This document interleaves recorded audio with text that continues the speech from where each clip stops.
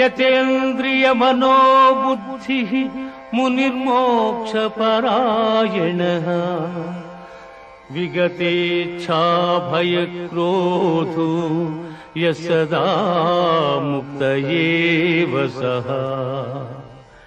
ఎవడు ఇంద్రియములను జయించి దృష్టిని భ్రూమధ్యమున నిలిపి ప్రాణాపాన వాయువులను స్తంభింపజేసి మనస్సును బుద్ధిని స్వాధీనమునర్చుకుని మోక్షాసక్తుడయ్యుండును అట్టివాడి ముక్తుడనబడును. భోక్తారం యజ్ఞతపసాం సర్వలోకమహేశ్వరం సుహృదం సర్వభూతానాం జ్ఞాత్వా మాం శాంతిమృచ్యతే.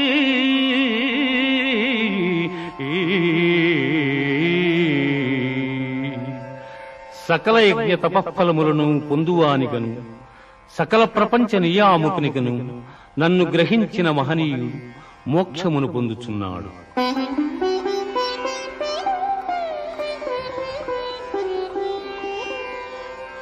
యం సన్యాస ఇతి ప్రాహుః యోగం తం విద్ధి పాండవ నహ్య సన్యస్త సంకల్పో యోగీ భవతి కశ్చన.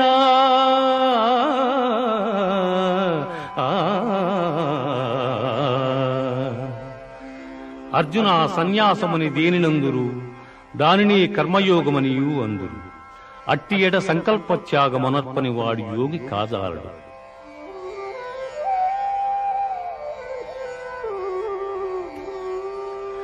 యుక్తాహార విహారస్య యుక్తచేష్టస్య కర్మసు యుక్తస్వప్నావబోధస్య యోగో భవతి దుఃఖః.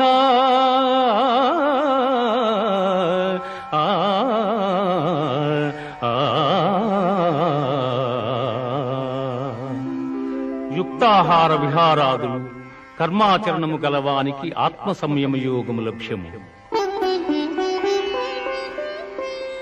యథా దీపో నివాతస్థో నేంగతే సోపమా స్మృతా యోగినో యత చిత్తస్య యుంజతో యోగమాత్మనః. గాలిలేని చోట పెట్టిన దీపము నిశ్చలముగా ప్రకాశించులాగునని మనోనిగ్రహము కలిగి ఆత్మయోగమభ్యసించిన వాని చిత్తము నిశ్చలముగా